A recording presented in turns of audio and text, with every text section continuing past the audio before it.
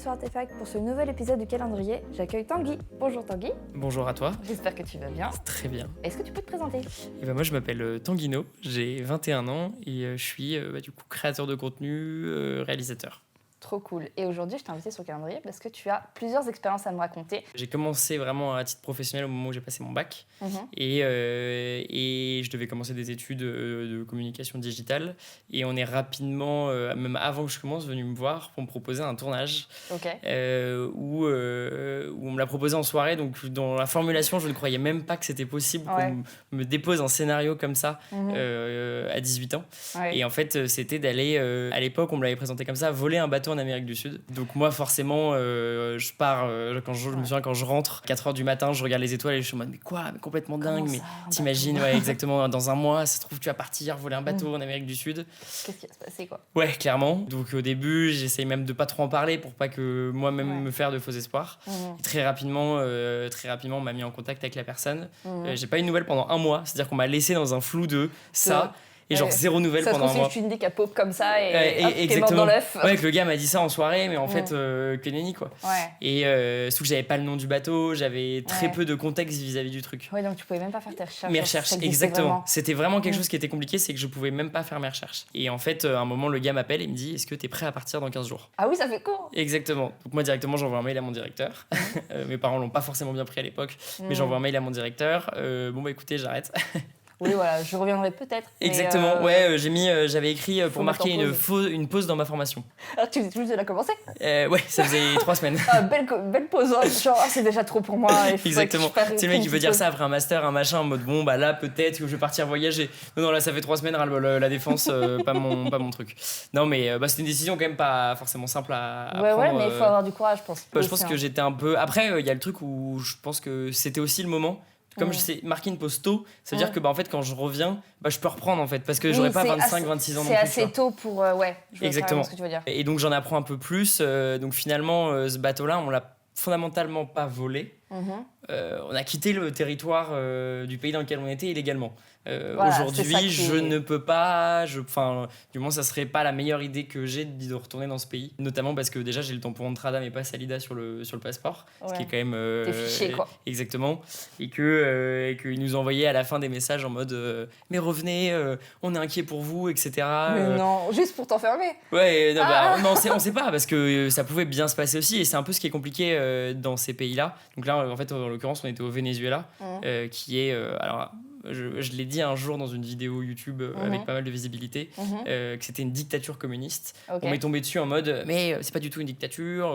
Oui, ils sont de l'intérieur. Du coup, c'est communiste dans ce cas-là. Voilà, voilà. Bref, c'est un pays qui, eux de l'intérieur, ils le visent pas comme par la France, est classé comme rouge.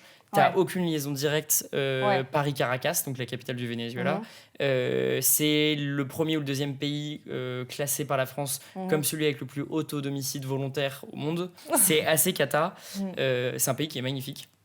Ouais, malheureusement. T'as beaucoup de photographes et de gars sur Insta, de vidéastes qui vont là-bas, mine de rien, parce que t'as la cascade Angel, je sais plus quoi, qui est vraiment la cascade la plus haute du monde. Donc il y a des trucs à aller voir. Donc il y a des trucs de dingue et d'aller faire de l'avion là-bas au-dessus de ces chutes, c'est un truc de ouf fait par les photographes. Moi, c'est pas forcément ce que j'ai vu du pays, mais donc voilà. Et donc on s'est retrouvés le 7 novembre 2022, moi à partir avec 4 gars de 50 ans que je connaissais pas, à 19 ans du coup à l'époque. Et à découvrir le bateau de nuit, un truc abandonné depuis 20 ans dans une marina, parce qu'en fait c'était le premier bateau qui avait gagné le Vendée Globe, du coup la course du monde en solitaire autour du monde, et qui s'était retrouvé, qui avait été racheté par un Américain à la fin des années 90, après, perdu pendant 20 ans, oublié. Un gars l'a retrouvé sur Google Maps. Vraiment, pour le retrouver sur Google Maps, faut vraiment être pointu quand même. Vraiment. Faut reconnaître le bateau. En fait, il y avait plusieurs, pour ceux qui s'y connaissent un peu en voile, il y avait plusieurs facteurs qui pouvaient aider. On avait une photo d'un gars dans la marina qui fait un selfie avec le bateau. Donc et en fait, derrière, t'as une antenne rouge. Une énorme antenne rouge. Donc, on partait aussi du principe que le bateau, il était au Venezuela, sur la côte. Que le bateau, c'est un bateau du Vendée Globe, donc il est pas minuscule, donc t'as 4 mètres de tirant d'eau, donc toutes les marinas ne peuvent pas accueillir un bateau avec une quille qui descend aussi bas, avec tous ces trucs là. Donc il a réuni plusieurs facteurs et il a trié comme ça. Okay. Et jusqu'au jour où il a pensé l'avoir trouvé. Il a réussi à trouver un contact de quelqu'un en France qui a de la famille au Venezuela, machin truc. Il a eu 3 semaines d'attente entre le premier coup de fil passé de est-ce que tu peux aller vérifier et le fait que quelqu'un l'appelle en mode bah oui, le bateau regarde, est là. Il est là. Exactement, et j'imagine pas la satisfaction du mec à ce moment-là. Il a dû dire j'avais raison. Bah oui, parce que lui il a dû passer par 1000 un an de recherche, tu vois, à scroller sur Google Maps, tu vois. Et t'organises pas tes vacances en Sicile à scroller des spots sympas, tu vois. T'es quand même en train de regarder. Surtout que là, c'est un pays où en fait c'est très très loin, donc en fait tu peux pas forcément y aller en mode. C'est délabré, clairement, tu vas pas. D'ailleurs, non, à la limite, il y allait en coup de vent. Justement, tu y vas pas en mode vacances. Et en fait, une fois qu'il y a eu ça, il a pris un gars. Un peu un mercenaire en vrai, et ils y sont allés 24 heures, c'est-à-dire qu'ils ont atterri le samedi à 10h, le lendemain à 11h dans l'avion, ils étaient dans l'avion pour repartir, tu vois. Ok, juste venir juste vérifier que le bateau était présent, dans quel état, et aussi du coup forcément c'était le projet qu'il y a derrière, imaginer un rapatriement, tu vois. Ouais, mais moi j'ai une autre question, c'est que du coup il est là, mais est-ce qu'il a retrouvé le propriétaire actuel, genre la personne qui l'a mis là du coup en fait il était un peu considéré, sachant qu'en plus là-bas c'est un peu sans foi ni loi. Donc c'est une personne se l'approprier, quoi. Ouais, il y a un peu le côté en mode ça c'est là depuis 2 jours, bon s'il est encore là dans 2 jours c'est à moi. Ok, je vois, donc en fait il n'y a pas réellement de propriétaire connu. Exactement. Bien il y en a un, mais il y a eu quand même c'est complexe, et d'ailleurs là tu vois on travaille 2 ans après sur la post-production du film. Moi ça fait 2 ans que cette histoire là je l'ai au quotidien, que je la vis. Exactement. J'ai encore peut-être moi-même du mal à comprendre certains trucs d'un point de vue des papiers de ce qui s'est passé là-bas, tu vois. Donc je me dis là comment dans le 52 minutes que je vais devoir présenter, il va falloir que j'explique à quelqu'un aussi bien d'où vient le bateau, pourquoi c'est une légende, pourquoi il a été perdu, pourquoi on l'a retrouvé, comment on l'a acheté, comment on l'a ramené, et maintenant ce qu'il est devenu en 52 minutes. C'est la complexité, mais en fait il a été racheté par un Américain après son dernier Vendée Globe en 96. Il devait faire une course et tout, donc un gars qui s'appelle Daniel Diner, et après il a été racheté par un Argentin qui est tombé malade. Le bateau est resté dans la marina au Venezuela. Il y avait quand même des papiers véridiques. Le truc c'est qu'au moment où Alexandre, donc le gars qui gère le projet, est allé au Venezuela, il y a des personnes, comme dans un pays qui marche majoritairement la corruption, qui ont voulu s'approprier un peu le truc. Oui, parce qu'ils savaient un peu ce que c'était, quoi. Donc en fait, d'ailleurs au moment où Alexandre est allé dans le bureau du capitaine un peu du truc qui délivre les papiers d'achat du bateau et tout, et il a fait c'est ma signature, mais c'est pas des vrais papiers. Donc en fait il y avait quelqu'un qui était, et ça c'était l'année juste avant moi, qui avait été où il y avait un autre gars qui était parti avec Alexandre, qui gérait le projet, un gars qui s'appelle Charles Audier, qui lui a fait pas mal d'aventures avec Mike Horn et tout ça, et qui lui, j'ai récupéré d'ailleurs toutes leurs images là que je suis en train de monter pour le film, et c'était galère, et eux ils sont restés 1 mois et demi à attendre. Ils pensaient partir au Venezuela, rester 3 jours, faire 2-3 bricoles et partir. Ils sont restés 1 mois et demi, et à la fin ils sont partis sans rien quoi. Jusqu'à l'année du coup où je suis parti, jusqu'à l'année où je suis parti, et où moi-même je me suis dit à un moment à l'aéroport, comme Alexandre me dit, je lui dis si là tu le sors pas le bateau, est-ce que tu viendras le rechercher? Il m'a dit non, c'est la dernière fois. Déjà parce que la marina a appelé Alex. Parce que la marina, ils ont un peu compris qu'on était aussi un peu la poule aux œufs d'or des Européens qui viennent chercher un bateau de légende, truc machin. Ils sont prêts à cracher un peu de thunes. Ça y est, ils ont capté ce que c'était et que pourquoi. Donc il a envoyé un message, exactement. Il a envoyé un message à Alexandre entre les 2 années en disant si tu vas pas le chercher, on le détruit. Genre si tu viens pas dans les 3 mois, on le détruit. Sachant que là-bas, ils ont une gestion de la marina qui est tu ne payes pas tes frais de marina, on fait sauter ton bateau, on le coule, et quand il y a trop de bateaux coulés au même endroit, on prend une pince et on va les mettre au large. Sympa. Gestion de la marina, tu sais, quand on vient de parler un peu d'écologie en France, c'était en mode ouais. Dis donc. Là-bas, tout genre toute la fibre de carbone qui est coulée avec des cols, des trucs, enfin bref. Il y en a beaucoup, quoi. Ouais, c'est un peu lunaire, mais bon. Donc voilà, et donc maintenant on devait rester 3 jours aussi. On est resté 2 semaines. 2 semaines où il y a eu plein de moments où j'étais en mode donc là ça se trouve je vais rentrer en avion. Oui, alors là, et donc ça veut dire que dans 2 semaines je suis à la porte de mon école en disant est-ce que vous voulez bien me reprendre ou pas? Oui, voilà, c'est ça. Finalement bon, le bateau il est resté là-bas, mais moi je suis revenu. Mais par chance donc on a réussi à avoir les papiers du bateau qui a été du coup acheté à un prix dérisoire après par rapport à l'état du bateau, voilà. Eux étaient peut-être contents. Exactement. Et en fait, il y a eu des histoires d'un SARPé, donc une autorisation de quitter le territoire. Mais mais c'était tout le temps mañana, mañana, demain. Ouais, à un moment donné, c'est Et il y a bon. un moment, en fait, toi, tes journées, elles se retrouvent juste à être sur. Mais vraiment, enfin, il faut avoir T'attends. l'image. Il y a des images comme ça dans le film de gars qui attendent au soleil à boire des bières, à devenir genre rouge écarlate Ouais, dans une marina au t'attends, en Venezuela. fait. Et en fait, tu te fais juste pote avec des locaux. Et, mais genre, on s'enquille au rhum à 14h, tu vois. Enfin, ça devenait vraiment. Ouais, tu commences à t'embêter exactement. fortement. Et là-bas, en plus, tu sors pas trop de la marina, tu vas pas trop te balader. Non. Mais justement, à la fin, là où au début, quand en arrivant, tu te dis, on sort pas de la marina, truc machin, tu commences aussi à vouloir un peu aller découvrir. Prends un peu aller, la conf aussi en mode ah, mais si, j'allais voir ce Ouais, truc-là, exactement. là-bas. Tu vois, on avait amené la grande voile avec laquelle on devait partir, comme tout là-bas était délabré, et le bateau avait été pillé et tout. On a découpé une voile en France, qu'on a amenée en 2 colis dans la soute de l'avion, pour la faire recoudre dans les hauteurs de Caracas. Sachant que Caracas, c'est un peu comme La Paz. C'est une capitale en très haute altitude. Donc c'est à plus de 1000 mètres d'altitude, tu vois. Donc en plus, le chemin, tu montes énormément. Et tu t'es sur le périph' de Caracas. Là-bas, enfin, l'aspect un peu dictature, il est, tu vois, pour donner du taf à des gens, t'as des mecs qui balayent de la poussière c'est comme si tu mettais des gens à balayer de la poussière sur le périph' de Paris, tu vois. Avec des voitures qui passent. Bon, alors nous, maintenant, il est à 50, c'est pas très rapide. Ouais. Mais là-bas, c'est comme s'il passait à 100 à côté d'un mec qui balaye un tas de poussière. Ouais, c'est chaud. Et tu passes dans les favelas et tu dois sortir ta caméra un peu et tu sens que l'œil de... Surtout que là-bas, ils ont à l'époque les masques Covid, les militaires, ils ont un peu une DA de nazis en vrai, hein, on va pas se le cacher. Oui, et puis il le voit tout de suite si t'es pas là-bas. Exactement. Tout de suite. Mais c'est marrant parce que même le chauffeur du taxi, tu dis oh là là, votre vie est compliquée, le Venezuela c'est dur.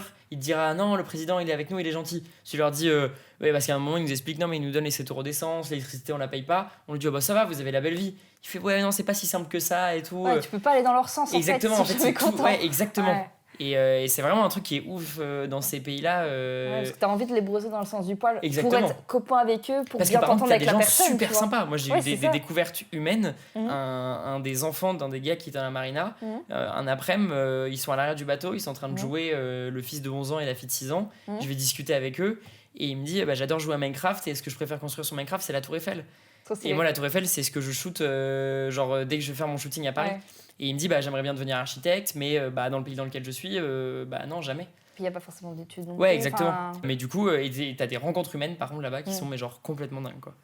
Donc voilà, et donc ça c'est pour toute la partie Venezuela en tant que telle. Ouais. Et jusqu'à un jour où on avait un plan d'action qui était bien, en accord avec le gouvernement, entre guillemets, sur le fait de oui, on va vous mettre un capitaine que vous allez déposer sur une île et après vous pourrez partir. Moyennant un certain prix, évidemment, sinon c'est pas drôle. Évidemment. Sauf que le capitaine, il se pointe un premier matin, il voit l'état du bateau, il voit la météo, il me dit « Ah non, on part demain matin ». Enfin, il nous dit « On part demain matin ». Encore. Il reprend sa carte du dossier, petit détail, tu sais, dont tu te rends compte après coup, pas que tu vois sur le moment. Donc nous, ce qui fait qu'on n'a plus aucun lien d'attache vis-à-vis de lui. Et le lendemain matin, 5h, 5h30, 6h, personne se pointe. Il s'est barré. Exactement. Le gars, juste, n'est pas venu. Et nous, on s'est regardé l'équipage, on était 5. Et on s'est regardé, on a fait... on part.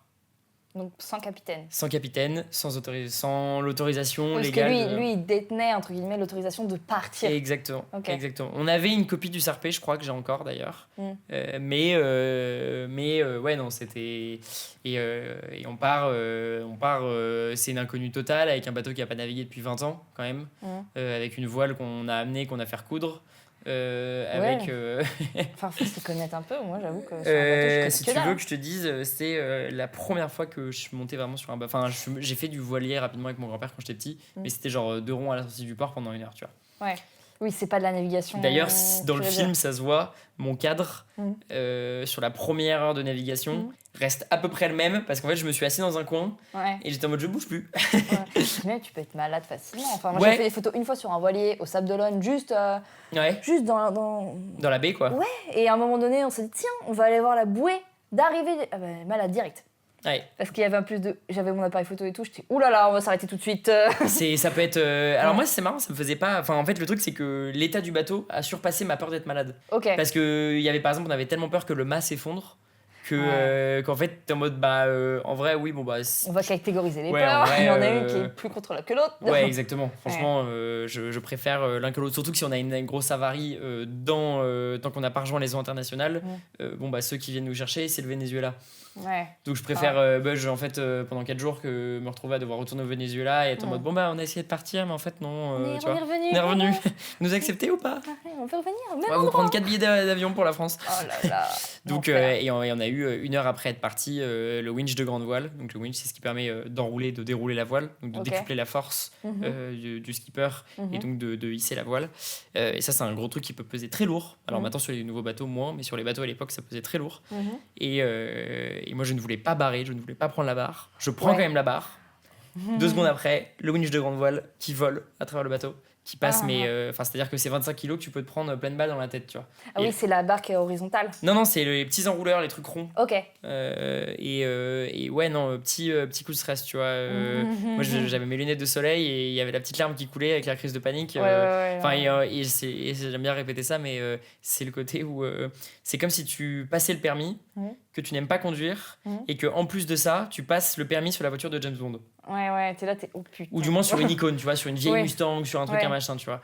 Et qui en plus est un peu pourri, c'est-à-dire qu'il faut pas trop la pousser parce que sinon elle peut te lâcher. Ouais. Puis même, tu connais pas les boutons. Ouais, exactement. Là, de ouf. C'est-à-dire que moi, en vrai, j'ai beau regarder, et encore après, 2 ans après, des vidéos même de Jamie, c'est pas sorcier, sur comment le vent, etc.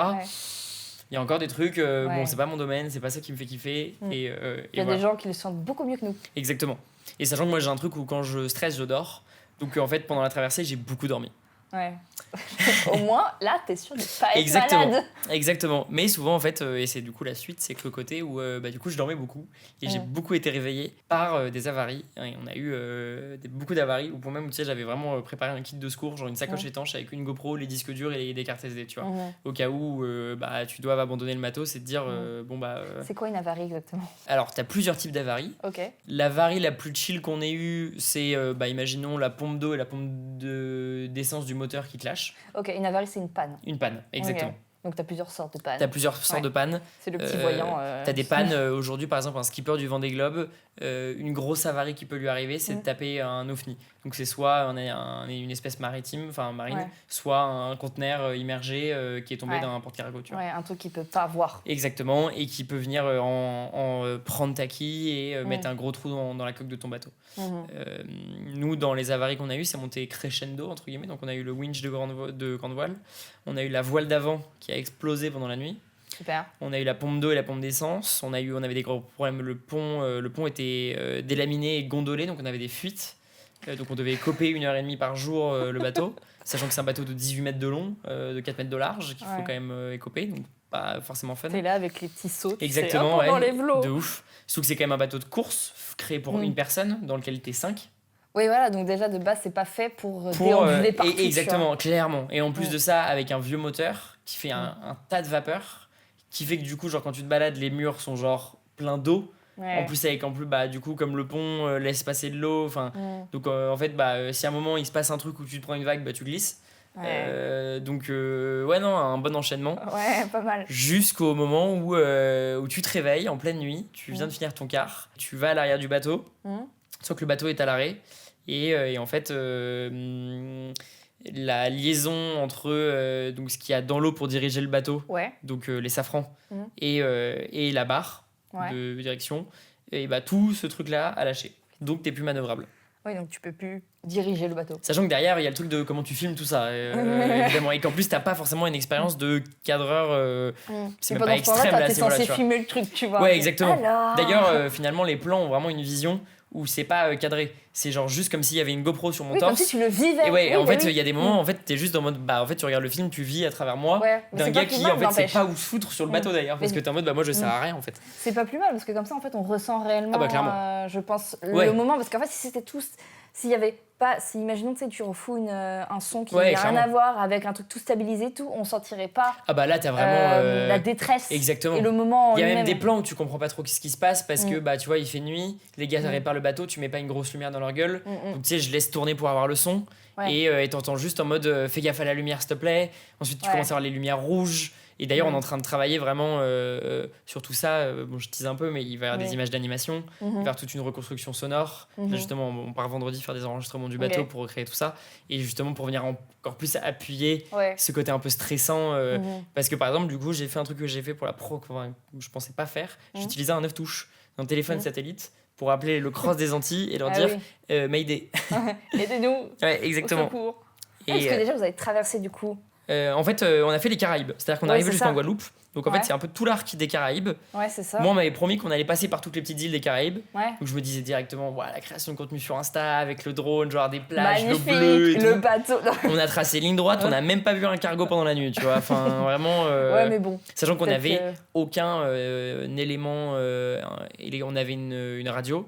Mais que nous-mêmes on pouvait utiliser. On n'avait aucun appareil électronique à bord qui pouvait faire en sorte que des gens extérieurs puissent connaître notre position. Parce que même si en Guadeloupe, et en plus c'était l'arrivée de la route du Rhum, on avait des gens qui savaient qu'on arrivait ou du moins qu'on partait et qui pouvaient nous géolocaliser. Le problème c'est que si d'un côté on peut nous géolocaliser, le Venezuela peut nous localiser aussi. Oui, donc en fait... Donc en fait on est parti un peu à la mano avec des cartes enregistrées. On avait aussi des cartes météo enregistrées pour 6 jours. Oui, bah oui, la météo. Exactement, parce que la météo, tu peux pas contacter en fait pour qu'on te la donne. Ouais, donc on avait des cartes enregistrées et si on passait, il y a un moment où plus ça avançait, au bout de 4 jours, on était en mode si la météo a changé. C'est compliqué. Et d'ailleurs, au moment où on a eu cette dernière avarie, on était très proche de la Guadeloupe, mais on avançait très lentement. Et si on s'était dit, attendez, là le bateau il est dans un trop mauvais état, on doit faire du cap vers le Venezuela, on serait allé plus rapidement au Venezuela qu'en Guadeloupe par rapport au vent qu'on avait, tu vois. Ouais. Et d'ailleurs, à bord, il y avait un peu deux teams. Il y avait la team vous êtes complètement fous, ils vont pas kiffer nous voir revenir. Et t'en avais deux qui étaient un peu plus citoyens du monde, en mode non, mais des gens en avarie, ils vont nous accepter, truc machin, tu vois. J'étais en mode non, du coup, pas du tout. Pas du tout. Et donc, ouais, non, c'était un. Et ce qui est marrant, c'est qu'après coup, tu reviens en France, tout que du coup, tu navigues 4 gars de 50 ans, un peu d'une plus vieille génération que la mienne. Puis ils ont vécu plus de trucs aussi. Ouais, exactement, et qui ont un peu un côté. Tu vois, les 4 gars, c'est pas des gars lambda que tu trouves n'importe où. Il faut quand même. Tu vois, par exemple, quand on prenait l'apéro un soir au Venezuela, ils m'ont demandé pardon, mais qu'est-ce que tu fous là à 18 ans, genre avec nous au Venezuela, à voler un bateau dont en fait tu t'en fous, avec que des gars qui font des vannes de merde. Et puis même eux, en fait, le bateau, ils l'ont connu en course aussi. Exactement, ouais. Et en fait, je leur ai répondu, je pense que si on est tous là, c'est qu'il y a un petit truc en France qui fait que on a un manque de quelque chose et on vient combler un manque, tu vois. Moi, à ce moment-là, c'était quand même la seule porte de sortie que j'avais trouvée en fait, je voulais pas faire d'études, je voulais pas me lancer là-dedans. Et tu voulais directement vivre un truc. Exactement. Et j'ai vécu un truc de ouf.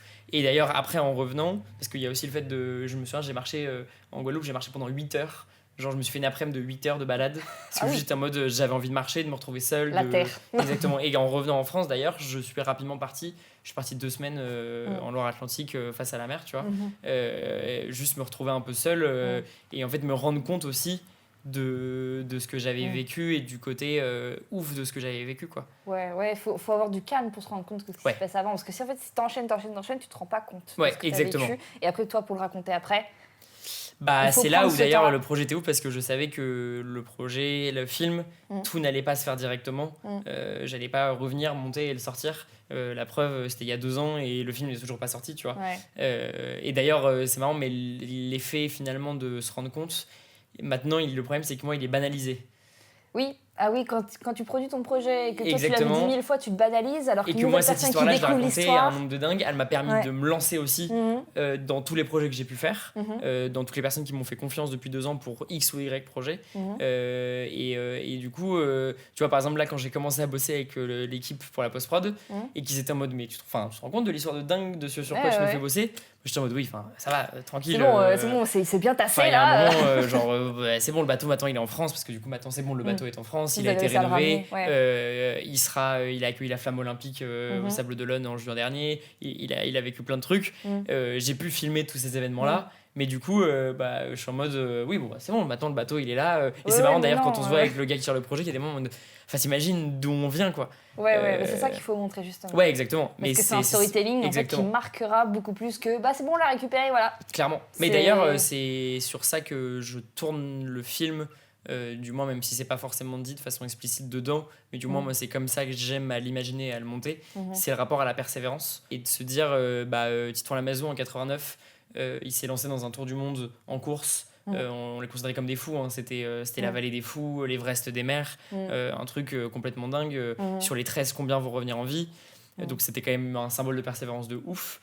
La persévérance d'Alexandre à avoir mené le projet, lui il allait quand même 4 fois au Venezuela avant de pouvoir le sortir, le bateau. Lui qui s'est dit mais moi je veux le retrouver ce bateau. Exactement, il y a mis de son argent mais aussi de sa santé dedans, parce qu'après à tous les samedis en France à poncer le bateau pour lui redonner une nouvelle jeunesse et tout. C'est ça, pour qu'il puisse renaviguer en toute sécurité. Et moi au cours des 2 dernières années il y a eu des moments où t'es seul à porter ton projet, tu trouves pas de financement. Parce que moi je l'avais mis à 25 000 euros ma nécessité pour le film, tu vois. Tu vas démarcher du monde, il y a des trucs aussi que tu ne contrôles pas, tu découvres aussi un monde d'adultes d'une certaine façon, de plein de choses que tu comprends pas. Et toi, t'es juste en mode, mais moi, je veux faire mon film, je veux raconter mon histoire, tu vois. Puis eux, ils sont en mode, oui, mais moi, il faut que j'y trouve quelque chose. Exactement. Qu'est-ce que vous proposez? Et au début, t'es trop gentil parce que tu te dis, voilà. Et du coup, il y a aussi toutes les expériences que j'ai pu vivre à côté, en fait, qui m'ont aussi permis. Mais il y a des matins ou des soirs où tu t'endors, où soit t'as la hype de te dire, le jour où ça va sortir, c'est ça. Ça va être incroyable. Et il y a aussi des trucs, et si ça sort pas? Et si ce que j'avais imaginé, et si ce dont j'ai rêvé pendant 2 ans, ça n'arrive pas? Ok, très bien, tu vois. Et aujourd'hui d'ailleurs j'ai eu 2 ans là qui se sont très très bien passés, en vrai, qui se sont très bien déroulés. J'ai le truc en mode, et si ça se passait mal pour le film, est-ce que ça changerait quelque chose? Est-ce que ça changerait quelque chose? Parce que finalement, en fait, tout ce que j'ai appris pendant ces 2 dernières années, et je vois encore que j'apprends encore énormément, parce que je suis passé d'être seul sur le film à maintenant avoir 10 personnes qui me font confiance, à vouloir le présenter à un festival depuis 2 ans où je suis en contact avec ce festival-là. Et ça fait 2 ans que je me dis, j'aurai la réponse en temps voulu. Là, la réponse, je l'ai dans 2 mois, tu vois. Et c'est un festival qui a du coup une tournée en France, plus le Grand Rex. Moi, j'étais au lycée face au Grand Rex, donc c'est un truc que j'ai vu tous les jours en sortant des cours depuis pendant 3 ans, tu vois. Donc j'ai un rêve par rapport à ce truc-là qui est colossal. Et je suis en mode, waouh, attends, là, le truc, ça fait 2 ans que tu l'attends. Potentiellement, là, c'est à 2 mois que tu l'apprennes, tu vois. En fait, tu te rends pas trop compte que ça va bientôt arriver. Parce qu'en fait, dans tous les cas, pendant 2 ans, tu te dis, oui, non, mais c'est dans 2 ans. Mais par contre, ça m'a redonné un coup de puissance et un coup d'envie. En fait, j'ai eu un gros coup dur en mai dernier où j'ai limite failli tout abandonner, tu vois. T'en as eu qu'un, mais t'as dû en avoir d'autres. Ouais, exactement. Aussi, hein. Mais là vraiment, j'ai eu un truc dans mode. Surtout que c'était juste avant le moment où, en fait, ce film, au moment où j'ai donné un nom un peu à mon agence, c'était TNX Productions. Alors maintenant, c'est que TNX. Mais j'aime rappeler que dans le milieu de l'audiovisuel, aujourd'hui, il y a les créateurs de contenu qui font tout. Mais il y a des gens qui veulent exercer qu'un seul métier. Comme aujourd'hui, on peut faire montage, tournage et tout. T'as des gens qui veulent que faire du montage, que du tournage. Et la production, c'est un domaine. C'est pour ça dire que maintenant, c'est plus TNX Productions. Parce que je me suis mis dans le rôle de production, donc aussi de producteur, qu'aujourd'hui ce film je le finance. En fait, et que putain le rôle de producteur c'est pas le rôle le plus fun de ce monde là en fait, parce que le réal il arrive, il veut faire ses idées, les prestataires ils sont en mode donnez-nous le budget pour faire les trucs bien. Mais en fait le rôle de producteur il est en mode là vous tirez dans mon porte-monnaie. C'est ça, t'englobes tout quoi. Ouais exactement, tu sais on me dit on pourrait faire ça. Toi, t'es en mode oui, alors non, du coup. Parce que moi, là, je vais pas pouvoir travailler plus que ce que je le fais maintenant pour arriver à financer le truc, tu vois. Mais du coup, c'est trop bien de pouvoir découvrir aussi cette facette-là. Donc, c'est vraiment le projet qui t'a drivé, mine de rien, là, sur les 2 dernières années. Exactement. Et qui revient à, finalement, un peu le diplôme que j'aurais dû avoir. En faisant, parce que en fait, c'était pour une école de digital pour devenir chef de projet. Ok. Donc finalement... tu l'as eu, le chef de projet. En vrai, je pense que la formation que tu as eue là est beaucoup mieux que ce que c'était à l'école, en fait. Malheureusement, là, à l'école, ils t'apprennent pas le terrain. Non, ça c'est sûr. Là, pour le coup, le terrain, là, tu l'as bien mangé. Je l'ai mangé. Même, je me suis retrouvé face à... Tu vois, j'ai eu toute ma période du coup, de démarchage pour les questions de financement. Donc, forcément, il y avait le truc d'aller voir des entreprises. Et après, il y avait le fait d'aller voir une grosse entreprise où justement, je suis allé un peu au culot démarcher la personne. Il y a eu plein de facteurs qui ont fait que ça s'est pas fait et qui ont fait là j'ai perdu trop de temps sur ça. 2 ans, il y a aussi le fait que tu te dis je suis large dans mes délais, jusqu'au jour où t'es à 6 mois de ce moment où il faut le rendre et t'es en mode je suis plus large du tout. Plus large du tout. Mais Parce que t'as 80 heures à des rushs, 30 ans d'histoire à raconter en 52 minutes. Ouais. Donc c'est aussi... Mais par contre, ce qui était ouf aussi, c'est que ça m'a appris un travail...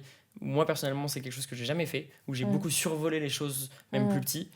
Et bah là, par exemple, je ne connaissais rien au monde de la voile et de la course au large.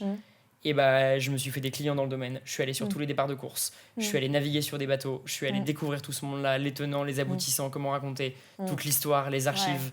J'ai fait un travail d'archives énorme. J'ai eu mon compte INA Media Pro, où j'ai passé des heures sur les archives de l'INA, à les regarder, à tout ça. Et ça, par contre, c'est un travail en fait qui est dingue. Le travail de documentaire, en fait. Et de faire des documentaires. Faire un bon documentaire. Exactement. Comme, faut être documenté. Exactement. Il faut être documenté, il faut avoir de la patience. Quand tu regardes, je sais pas, des docs, c'est sur la Panthère des Neiges. Tu vois, à la fin d'un documentaire, souvent tu peux mettre les dates de début de tournage et de fin de tournage. Et la Panthère des Neiges, typiquement sur Netflix, c'est 2011-2019. Donc tu dis le réal, il a commencé à tourner en 2011 en se disant 2019, mon truc, ça marchera toujours. Et forcément, moi, il y a 2 ans, je me suis dit, est-ce que dans 2 ans... Et encore, tu t'es dit 2 ans, ça aurait pu être plus, tu vois. Ça aurait pu être plus, clairement. Ça aurait pu être plus, ça aurait pu être moins aussi, d'ailleurs. J'ai voulu 2 ans pour avoir vraiment une fin. Là, d'ailleurs, quand on tourne dans 5 jours, je tourne la dernière image du film. Donc, c'est aussi... là, je me rends pas compte que c'est bon, c'est... ça risque d'être quelque chose à la fin, là, quand même. Ouais, c'est une fin de tournage. Ouais, clairement. Surtout que si tu veux que je te dise, c'est un plan que je ne vais pas tourner. Et je ne saurais pas avant la fin de la journée si le plan a été tourné ou pas. Donc il y a en plus le truc où moi je sais que il y a un moment où on ne pourra plus tourner le plan dans la journée. Imaginons on a une fenêtre, je sais pas, 12h45, 13h pour tourner. Donc moi je sais qu'à 13h, si le plan n'a pas été tourné, dans tous les cas, moi c'est fin de tournage, tu vois. Mais je saurais potentiellement que plus vers 16h30, 17h si le plan a été tourné, tu vois. Angoisse. Donc, je penserai à toi, écoute. Exactement, mais c'est ça qui est cool aussi, et l'adrénaline là d'avoir remis une pièce dans la machine en fait au mois de mai en me disant en fait je vais le financer, je vais faire les trucs à ma façon, je vais aussi en le finançant décider de ma direction artistique et de ce que j'ai envie de faire, tu vois. Et ça c'est quand même en fait assez cool parce que du coup même tu vas avoir des personnes que tu kiffes, tu vois, la personne là qui fait la direction artistique, c'est la personne qui a fait ma DA de TNX. J'adore son travail et je le fais bosser du coup une 3e fois et du coup je lui fais confiance aussi et je lui dis j'aime ton style, t'aimes mon style, fais-toi plaisir aussi sur ce projet, tu vois. Oui, voilà, ça, tu fais confiance. Donc ça se passe bien, mais il y a le côté où oui, au début tu les laisses faire. Et après, t'es tu tout prends cool, le lead t'es tout un gentil. peu. Et jusqu'au moment, et tu vois, vendredi, on a fait une session de montage de 8 heures. Et au bout de 6 heures, je sors à la monteuse qui fait un travail, mais de dingue depuis le début, tu vois. Où il y a des moments où je lui raconte juste pendant 1 heure le truc, je regarde et en mode oui, c'est ça. Enfin, c'est complètement dingue. Mais il y a un moment où je lui dis, va falloir remonter ça, ça et ça. Au bout de 6 heures, tu vois. Et c'est trop dur d'avoir. Et tu sais, directement, tu regardes. Tu te détaches et tu te dis, mais je vais t'aider, je vais être là. Et toi, quand on te demande ça, t'es là, t'es oh là. Et je sais ce que c'est qu'un client qui te demande de refaire la 7e modif, tu vois. Donc je sais le sentiment que t'as à ce moment-là en mode oh non, putain, tu vois. Encore. Exactement. Donc, mais d'un autre côté, aussi, l'histoire est tellement complexe et que comme elle m'a très justement répondu et j'ai trouvé ça ouf d'avoir aussi une maturité de travail de la personne en face, c'est de me dire de toute façon moi ce projet je le kiffe, j'y passe des heures, je préfère que tu me le dises maintenant qu'après la première diffusion, tu vois. Oui, parce qu'il y a aussi des gens qui vont pas oser le dire et ils vont dire en fait il y a aussi des petits retours et tu vois le jour où on sera tous les trois à une discussion après une diffusion avec un gars qui a vu le film et qui a dit j'aurais bien fait ça et que moi je vais sortir j'avais pensé à le faire mais je l'ai pas dit. En fait, elle va être dans une sensation de frustration de dingue parce que là, fallait me le dire en fait. Du coup, j'étais en mode. Après, j'ai justifié le truc, on a regardé le pourquoi, du comment. On a fait des tests pour aussi. Moi, j'ai du mal avec le truc de tu fais et on verra. Non, ça représente quand même du temps de travail. Oui, voilà, donc, on va quand même s'assurer que même si on n'est pas sûr après, tu sais, tu peux avoir 50 000 idées et finalement en retrouver qu'une qui est un mélange de plein de choses, mais du coup, tu as travaillé un peu le truc. Écoute, c'était trop cool. Écoute, on a pris une side très entrepreneuriale. Je sais pas, clairement. Mais en vrai, je pense que je vais garder un peu cette partie-là quand même parce que c'est quand même la veille du podcast de base. Non, clairement, ça fait partie de la création de contenu aussi, tu vois. Un scénario de dingue qu'on te pose sur la table à 18 ans, c'est quand même un truc de ouf. Et du coup, il y a le côté comment déjà. Moi, il y a eu un long moment où je me suis dit, est-ce qu'un gars qui a genre 10 ans de réalisation derrière lui, il l'aurait fait mieux que moi ? un truc un peu de l'imposteur en mode. Ouais, mais est-ce que lui il l'aurait fait? Est-ce qu'il aurait eu l'envie de le faire? D'ailleurs, vu le côté genre vraiment anarchique du projet, de la gestion du projet, il l'aurait pas fait. Heureusement que c'est un petit jeune de 18 ans qui a encore tous les codes du milieu qui l'a fait, parce que sinon ça aurait jamais vu le jour. Ouais, en fait, c'est ça. Et, il vaut mieux que ça voit le jour avec ton œil que pas le jour du tout. Et d'ailleurs, moi, ça m'a appris une capacité de résilience et en mode un côté anarchique, où il y a des moments, même quand je dis face à un client, non, ça doit se passer comme ça, je me dis, bah regarde d'où tu viens aussi, laisse aussi une part de hasard dedans, c'est ça qui est cool aussi. Et je sais que moi j'aime bien les premiers tournages que j'ai fait. Le premier un peu tournage pro que j'avais fait, il y avait vraiment eu ce truc trop cool d'après-tournage, de bonne ambiance, ou même tu sors de ta solitude. Donc d'offrir la discussion avec des gens qui sont parfois seuls dans leur projet, ça permet aussi de motiver d'autres à vouloir faire des choses, tu vois. Parce que parfois le côté que Instagram à regarder les autres faire, en se disant moi aussi j'ai envie. Oui, mais on se rend pas compte de il vaut pas, et c'est ce qui est ouf avec ton podcast d'ailleurs, c'est que là tu vas offrir 25 histoires différentes, histoires motivées. 24, mais je peux en mettre 25, on sait jamais. Hein. Une de plus, on sait jamais. Voilà. Mais c'est aussi ça que moi, quand tu m'as parlé du truc, je trouvais ouf, c'est que du coup c'est une bible ouverte pour des gens waouh, plein d'histoires différentes. Même des choses qui sont insignifiantes, tu vois, mais c'est inspirant, tu vois. Genre, moi, ce qui m'intéresse, c'est justement rencontrer des gens, discuter. Enfin, je suis trop enfermée chez moi, là. Ces derniers mois, même ces dernières années, en fait, depuis que je suis à Paris, je suis devenue encore plus casanière que quand j'étais à Nantes. Ok. Donc, même je sors beaucoup, mais pour le taf. Mais c'est important de redissocier aussi. Moi, là, je me rends compte depuis que septembre, c'est un truc que j'ai envie de dissocier. Ouais. Bah, pour le moment, moi, j'ai un peu de mal. Genre, je suis là, et là, du coup, le podcast, c'est un peu une excuse pour moi. Parce que du coup, ça me permet de rencontrer des gens, de discuter, de pas avoir les mêmes conversations avec les mêmes personnes, ça me motive. Enfin, même si ça peut motiver d'autres gens qui l'écoutent, tout bénef, quoi. De ouf. Ah bah, tout bénef. Et c'est là où il y a une diversité, tu vois. Là, je pense que j'ai plus parlé finalement d'ailleurs d'audiovisuel au sens large et de gestion de projet au sens large, plutôt que de l'audiovisuel pur et dur. Mais parce que déjà, moi, je sais aussi, et c'était aussi quand tu m'as proposé ça, que c'était des questions que je pouvais me poser quand je me suis lancé, tu vois. C'est ça, même quand j'ai créé le podcast, je me dis, attends, je pourrais faire un format, entre guillemets, un truc que j'aurais voulu il y a 5 ans. Ouais. Tu vois, genre en mode, la facturation. Exactement. Et oui, on le fait pas sur InDesign. Ouais, clairement. J'ai commencé sur InDesign. C'est illégal, en fait, oui, voilà, c'est ça. d'un point de vue comptable. Voilà. Les rushs, tu dois les garder pendant 3 ans. Quand tu signes un truc avec un... Ouais, légalement, tu dois garder tes rushs pendant 3 ans. Même, je conseille, quand tu veux régulariser un client, et que tu veux vendre par exemple en fin d'année, c'est la période. Alors ça sera un peu tard au moment où ça sera diffusé, à part si c'est le 1er décembre, mais les entreprises finissent de liquider leur budget. Allez vendre un best-of à vos clients réguliers de toutes les images que vous avez sur votre disque dur. Là, il y a toutes les enveloppes qui n'ont pas été terminées. Et c'est le moment. Doivent les finir en plus. Ils doivent les finir, sinon ça part en prime pour les employés, donc autant que ça parte en prime dans vos poches. J'avoue. Bah écoute, merci beaucoup. C'était trop bien. De pouvoir s'exprimer comme ça, c'est trop cool en vrai. Et on se retrouve demain pour un prochain épisode. Allez, salut.